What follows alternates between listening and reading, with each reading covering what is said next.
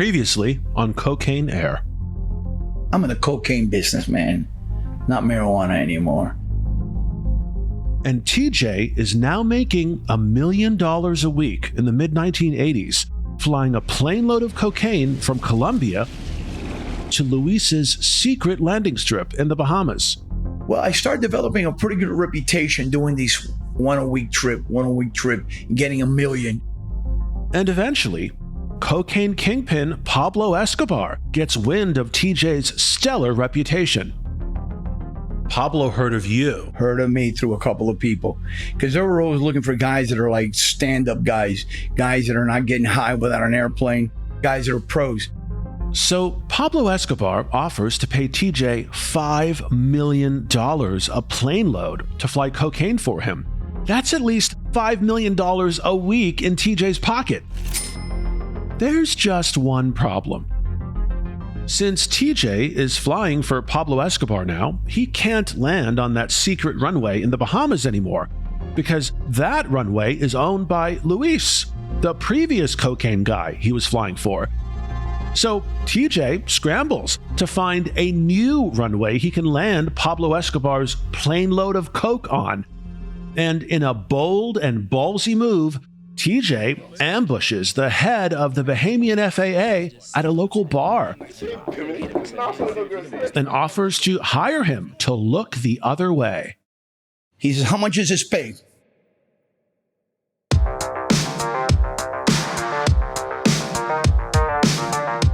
I'm Jonathan Walton, and this is Cocaine Air, the TJ Dominguez story, Episode 5. I'm the guy signing the checks around here.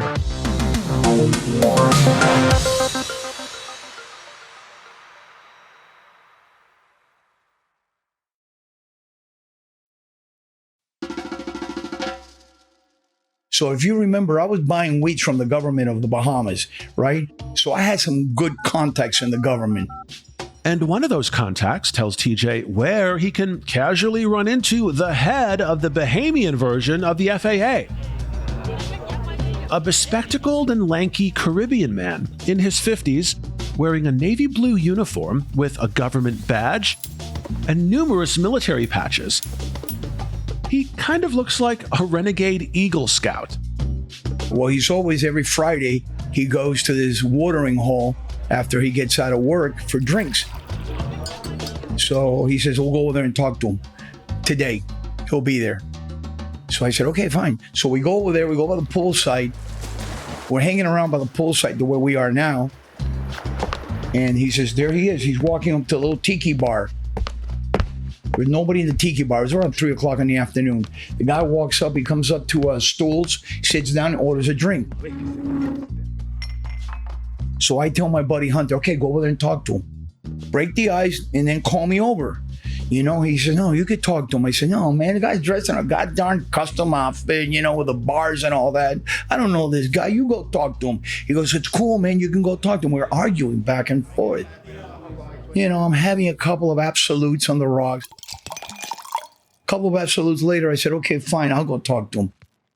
So I walk up to the bar where this guy sitting 3 stools away, and I clear my throat, thinking and hoping that he'd turn around and look at me. Guy never even looks at me, right? He ignores me, right? The bartender comes up. I said, give me an absolute on the rocks with a twist of lime. Okay. So I get my absolute. I turn around, looking at the guy. The guy won't even turn around and look at me, right? So I drink this drink. I order another one. All right, the guy's still like, I'm not even there. Finally, on the third absolute, I walk up, I stand up, and I push the chair over, and I say to the guy, hey, listen, I have a mutual friend that said that I could talk to you about something sensitive. He said, what's your friend's name? I said, Frankie. He said, Frankie what? I said, Frankie, just Frankie. He said, I don't know no Frankie, man. The Frankie TJ's referring to here is Benjamin Franklin, the U.S. president on the $100 bill. This Bahamian airport official just isn't getting it, but he's about to. I said, well, I got a picture of Frankie. Maybe you might recognize his picture. He says, okay, man. So I reach in my back pocket and I pull, I had 20 grand in hundreds. I peel out one Frankie and I put it on top of the counter. I put another one on top of that one. I'm $10,000 almost into this stack. And the guy says to me, okay, man, what is it that you want to talk about that's sensitive? What do I have to do for this? I take the stack and I push it in front of him. What is it that's so sensitive? I said, I want to talk about making you rich. He said, making me rich? I said, yeah, I want to talk about making you rich. He said, what do I have to do for making me rich? I said, nothing. I want you to do nothing. He says, you're going to make me rich and I have to do nothing. I said, yeah, that's right. So I bend over and I said, I want you to do nothing when I land my airplane full of cocaine in your airport. I want you to go get a cup of coffee and not do a goddamn thing, nothing. He says, how much is this pay? I said, $500,000, half up front, half when I leave. He says, how many times a month can you do this, man? That Bahamian airport official goes on to become very, very wealthy, making $500,000 to look the other way each time TJ lands his cocaine-filled airplane in the Bahamas. And how would you get the cocaine from the Bahamas to South Florida?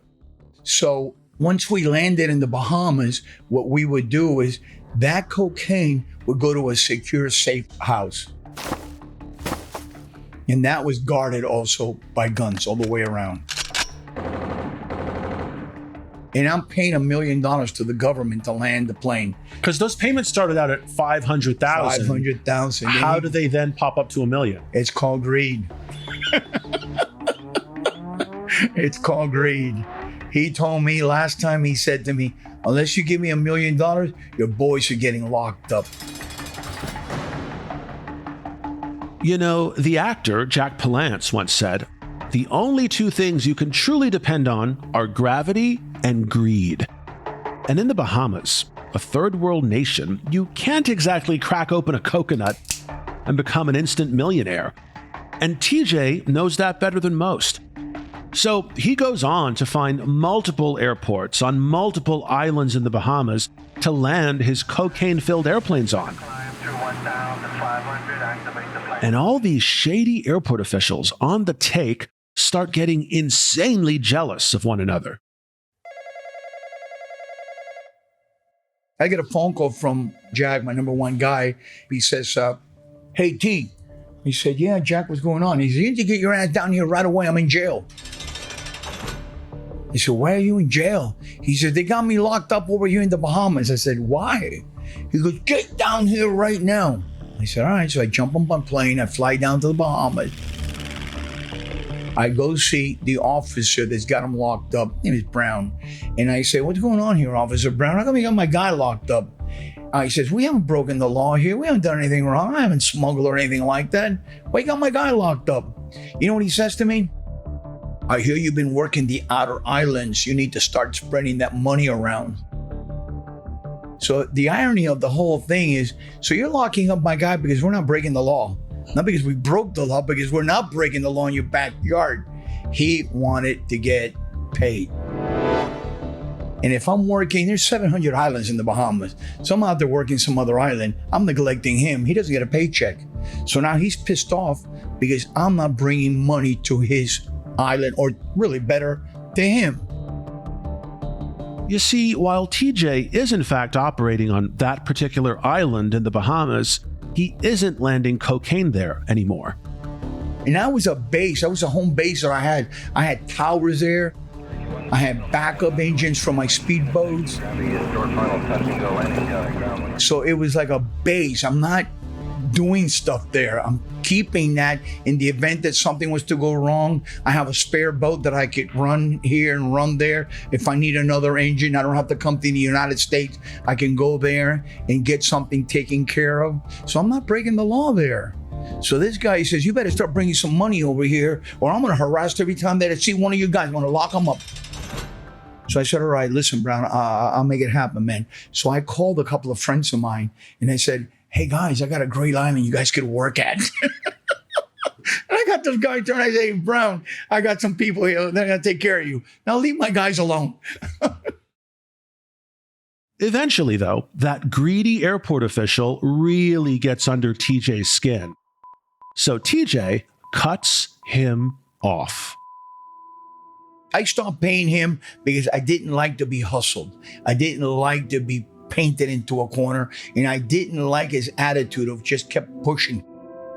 I started with 500, went to 650, went to 750. And then he made the big jump to $1 million. And that's when he said to me, unless you take care of me, I'm going to lock up your boys. It's $1 million fee from now on. And that's when I said, okay, fine. I'll give you $1 million. Well, I picked up all my pieces and I went to scout other islands. And then I came across a hotel that was not in good shape. And it was $3, $4, $5 million at the time. So now that Bahamian airport official wants $1 million every time TJ lands a plane, buying that hotel for $5 million actually turns out to be a way cheaper option. If it's $5 million, it's 5 landings. It pays for itself right away. When I got the hotel, it was called Hawk's Nest. There were bungalows, a lot of bungalows in a clubhouse, but it had everything I needed. It had a marina, and it had its own private landing strip. 26 Lima, cleared for touch and go. And now what I did was when I acquired the hotel, I under renovation, no, we're right now not open. We're renovating the rooms. Yeah, I'm painting them all with powder cocaine. I didn't want people in there, I had the best paying customers.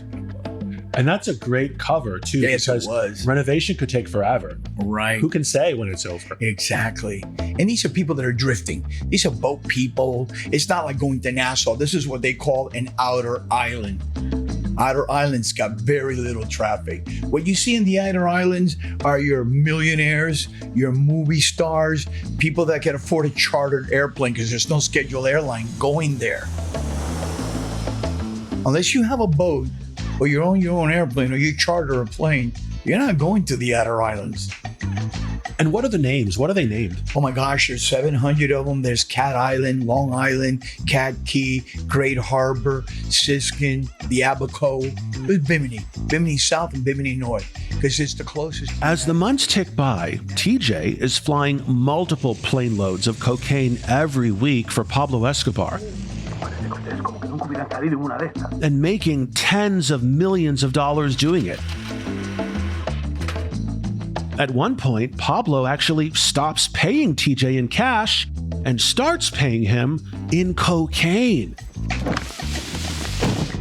So now TJ is not only smuggling cocaine, but he starts selling it too, making many millions more. And TJ starts building his own cocaine empire. I did what no other smuggler had ever done in the history of smuggling. And that is fly my own plane, drive my own boat, bring it in, transport it on the land, sell it, collect the money, take the money, send it to Europe, bring it back laundered, and invested it. That's why they actually call me Cyclone, which is cyclone, because I was everywhere. I was on the boat, I'm on the plane, I'm on the ground moving it. So just so I understand, you got the cocaine, you landed in one of the islands in the Bahamas, Right. You eventually were storing it in the hotel that you bought and was under Right. renovation, and then you would put it on boats from that hotel. What we do then is we want to time what vehicles I'm using to bring it into the United States. So when I say time, if it's a sports fishing vessel, it's going to take longer. Are we going to Cocoa Beach, or are we going to the Keys, or are we coming into Miami, Fort Lauderdale area? And that changed according to how the government was concentrating their task force. I stayed on top of the papers, buddy. Here's what happens. If I wake up in the morning and I see a bust in Miami, speedboat, The Coast Guard offloaded nearly 14,000 pounds of cocaine confiscated in the Caribbean Sea and Atlantic Ocean. Well, the way the mind works, if I'm an agent, oh man, I want to concentrate on speed, but these guys are coming in Miami. So now their eyes, their subconscious is geared for speedboat in Miami. So I'm going to come in now with a sports fishing vessel. And I'm not coming in Miami. I'm going to come up Coco, or I'm going to go down to the Keys. And so those are decisions that I made based on, call it instinct, call it my crystal ball, call it intuition, call it whatever you want to call it. But I made the right calls. I didn't lose a trip of cocaine. Which is an incredible feat because any South Florida local will tell you smugglers lose tons of cocaine every day. I mean, it's literally washing up on the beach and on the 6 o'clock news every single day. The officials say packages with 146 pounds of cocaine washed up over the weekend. But none of that washed up cocaine belongs to TJ. His operation runs like a well-oiled machine because he surrounds himself with the most talented people that he personally trains. And paradoxically, TJ doesn't hire experienced drug smugglers at all. He likes newbies. Why? Simple. First of all, if you're coming to me with a history, then you're bringing me your troubles. Second of all, now you're coming to me, and at some time or another, you're going to try to dictate to me what you think is right. And no, it's not what you think is right. It's what I think is right. I'm the guy signing the checks around here. So it's my way or the highway. And I had that attitude. I'm the one sitting here while everybody else is swinging on chandeliers and opening up bottles of champagne. I'm brainstorming how to make this thing a little bit better and safer for all of us. So I stayed away from those experts. All those experts, they scared me. Who did I recruit? American Airlines.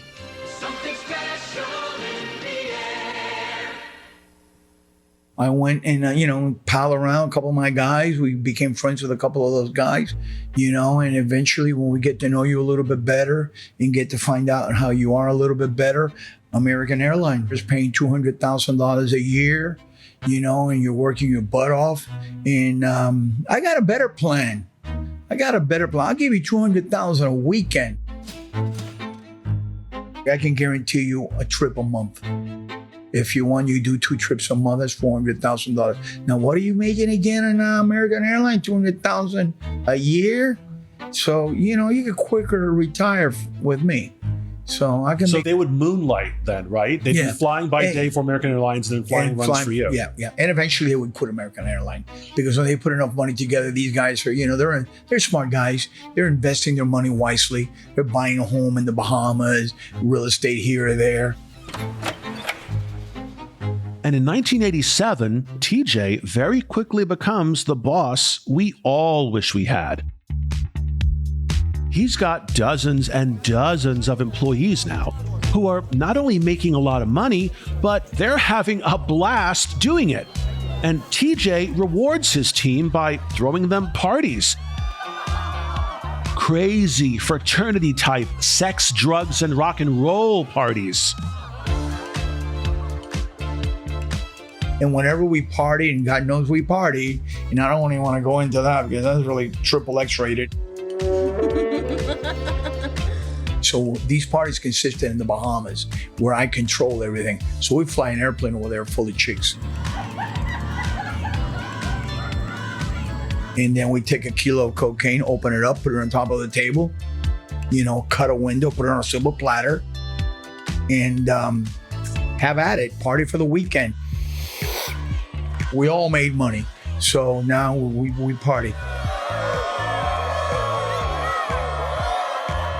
I would leave those guys alone while they're partying. I would go to my other house. I had another house at the end of the island because it was just too bizarre. Those guys it's just stuff that, XXX rated stuff. I just wasn't into all that. But they earned it though. TJ is living a double life at this point. His family thinks all this money and all these properties in the Bahamas come from proceeds TJ's making with his Lamborghini dealership, or with his housing development, or his cell phone company, or his charter airplane business. You know, my family didn't have any idea, right? Because I hid it really well. But every now and then, TJ's separate worlds collide. So my mom says to me one day, she goes, I would like to do something really nice for your Aunt Esperanza. And I said, yeah, what do you want to do for her? She goes, do you think we can go to your beach house in the Bahamas and spend like a weekend over there and have like a birthday party over there and everything? I said, sure, Mom, that wouldn't be a problem. You need to let me know how many people are going to go so I know what airplane to use. Whether it's going to be 14 people or 6 people, so I could, choose the airplane to take everybody over there. Because this island, again, there's no airlines going there. It's all chartered. She goes, okay, that'd be great. And I just realized that we had just done a trip there a day before. They're going to go over there. So I call up Jack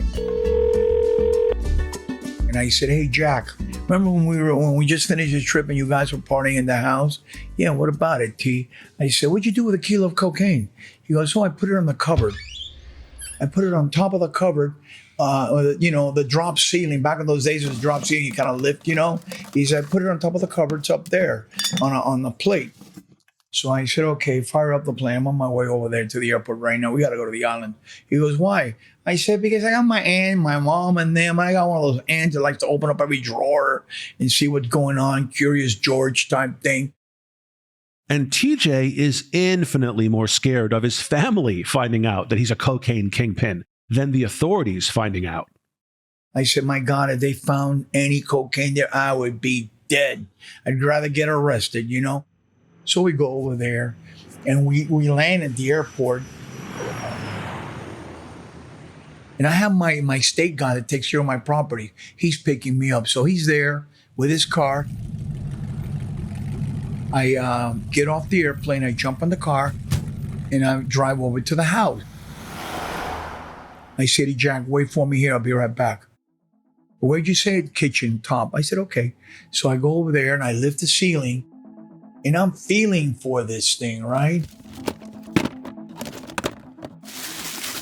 And I feel, okay, I got the plate. As I'm sliding the plate out from underneath or on top of the cabinet, the darn thing slides. It's a paper plate, and the kilo of cocaine hits me on the head. Now I'm covered with cocaine. It's pure cocaine. I'm freaking out, Jonathan. I don't do drugs, right? So I'm thinking I'm going to die here. I know this stuff goes through your skin. TJ's right. Cocaine can easily be absorbed through the skin, especially if there's a lot of it. And in this case, there is. So I'm thinking, oh my God, a kilo of cocaine on my hair, on my arms, it's going through me. Now I start thinking that I'm going to have a heart attack from all this tremendous amount of cocaine hitting me on the head. I'm feeling this thing. The more I thought about it, the more my heart started to race. So what do? I run into the shower with my shoes and everything. I lean up against the wall, turn on the faucet. Now I got the shower hitting me. I got cocaine dripping off my body. The more I thought about it, the harder my heart beat. And I'm sitting there, I can't believe I'm going to die like this. So TJ frantically rinses that kilo of coke out of his hair, off his face, off his arms and hands, and spends a few minutes under the shower spray catching his breath, waiting for his heart to stop racing. And eventually, it does. So I turn off the water, I look over. I got a trail of cocaine from the kitchen to the shower. Powdered cocaine all over the place. Powdered, little nuggets and stuff. So now I grab a broom and I grab a dustpan. I shovel everything in there. I flush it down the toilet. I'm soaking wet. I don't have any extra clothes there. So I come out dripping wet. I get in the car and the guy goes, what happened to you? I said, it's a long story. And that guy, that driver, really loves TJ because he pays him well and he treats him like family. TJ surrounds himself with really hardworking, really trustworthy people. But one day, TJ discovers one of his underlings is stealing from him.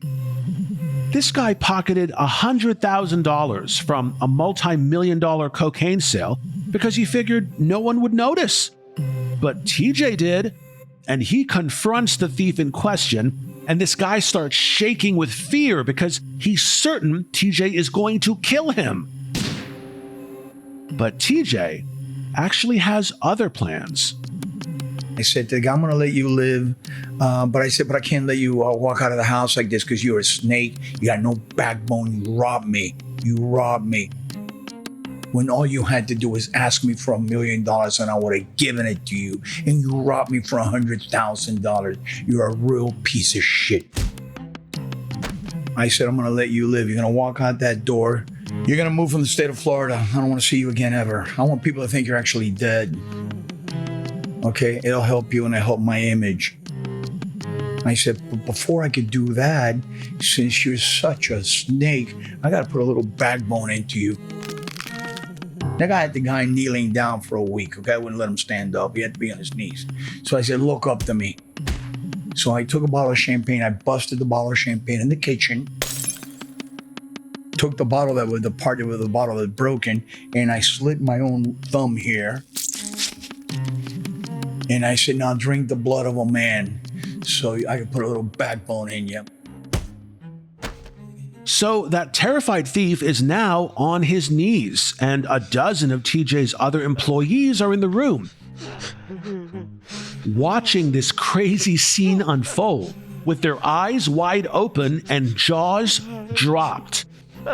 All of a sudden, that thief on his knees actually starts drinking the blood trickling from TJ's thumb. My guys are looking at this thing. The theatrics are off the scale. They're like, God darn, T, that's really gross. I'm rubbing my blood all over the guy's face. Guy's drinking my blood. He's on his knees. You see this stuff in a movie, you're like, going down. That's really gross, man. But it does send a message.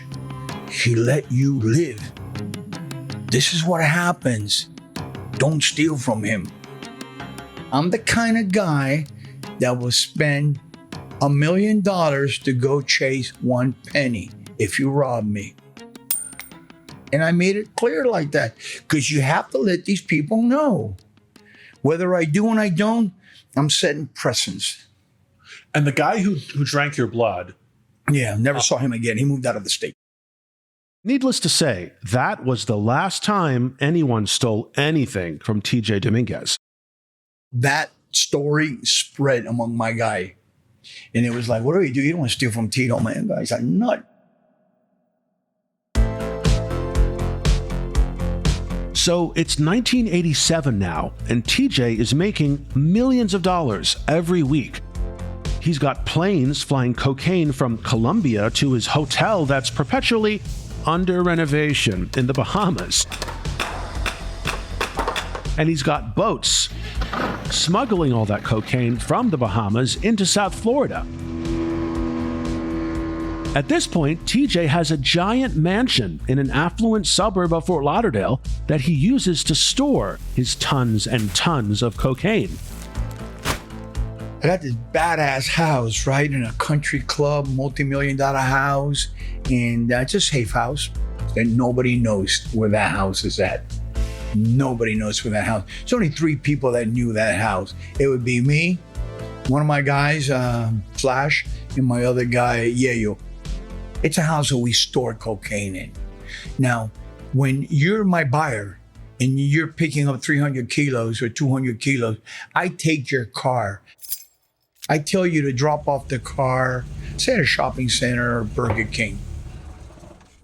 Leave the keys in the sun visor. I don't want to meet anybody. I don't want to see anybody. So he drops off the car. Oh, and by the way, I get paid ahead of time.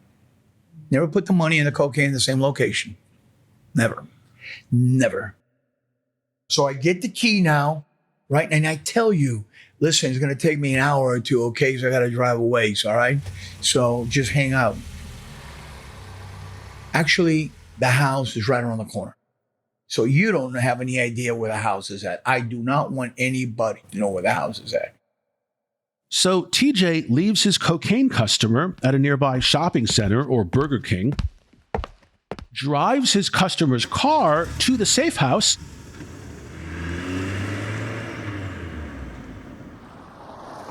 fills the trunk with a few hundred kilos of coke, and drives the car back. Leaves the keys in the visor and walks away. TJ has already been paid, and now that customer has his cocaine. It's a system that works flawlessly. Until one day, TJ and his crew, Flash and Yayo, are at the safe house, dividing up tons of cocaine, getting it ready for sale. So I'm separating my stuff. If I'm separating my stuff, and I got a room full of cocaine over there, one of my guys, Yayo, comes up to me, just like really, really tense. And he goes, man, we got problems. And I'm like, what? You know, he says, we're surrounded. I said, surrounded? What are you talking about, man? He goes, they're here, man. The feds are here. I said, man, I don't joke like that. I don't like those kind of jokes. They're not funny. He goes, I'm not joking, goddammit. I've done time in Cuba. And because this guy was a little bit like Scarface, right? A real one, though. And he says, I'm not going back. They're not taking me alive. If they want me, they're going to have to come shoot me. And I said, he's got the machine gun in his hand, right? This guy's like going bonkers. I'm calm down, man. Let me see what's going on. Let me, assess the situation. Don't do anything. All right, but I'm not going out that door in handcuffs. All right. So I run up to the balcony in the house, big house, 8,000 square feet or more. I look out the balcony. Damn, if he wasn't wrong, man, the feds are there. They got the town cars out there. And they got the trunks open. They got pump guns, shotgun. They're putting on their jacket, marshals, yellow things on the back and all. Holy shit, we have problems, man.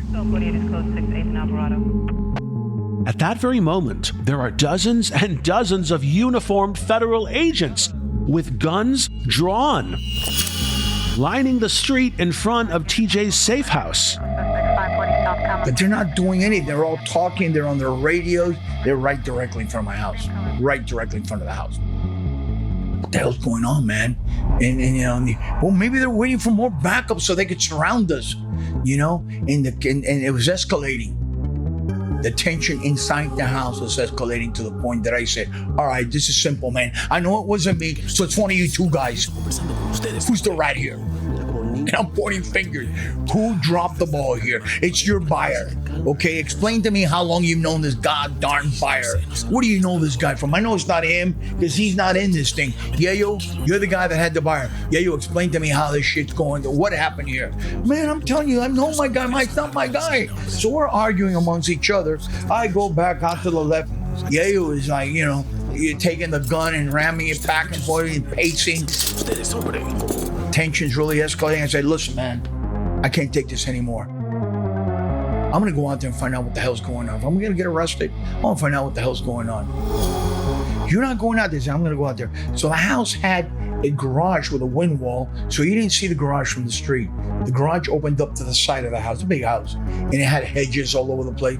So I said, I'm just going to go out there and test the water. I'm going to act like I don't know what the hell's going on. If they say anything to me, maybe I'll speak Spanish and I'll say I'm just the lawn guy. So I grab a broom, right? And I just open the garage door. And I grab this push broom. And I'm kind of like inching my way out past the wind wall. I look over and I see all the cars out there, and I'm not really looking over there, but I'm looking from the corner of my eye, and I'm push brooming all the pavers. And when those federal agents spot TJ sweeping the driveway, you over there with a broom, and he yells at me really loud. If I gave you $1 million, you'd never be able to guess what happens next. I don't know what the hell's going on.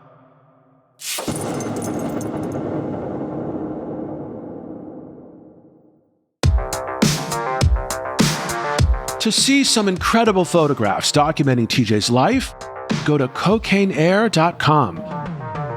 And if you're enjoying Cocaine Air, please hit that share button and text it to your friends and family right now. And if you feel comfortable, leave us a 5-star review. Reviews really help other listeners find us. Cocaine Air was created, written, and executive produced by me, Jonathan Walton, for Jonathan Walton Media. Executive producers, Evan Goldstein, and the inimitable TJ Dominguez. Audio engineering by me, Jonathan Walton.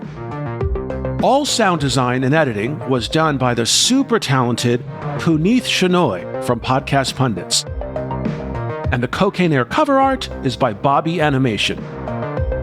We've got a lot of fascinating untold stories like Cocaine Air coming down the pike at Jonathan Walton Media, so subscribe and keep an ear out.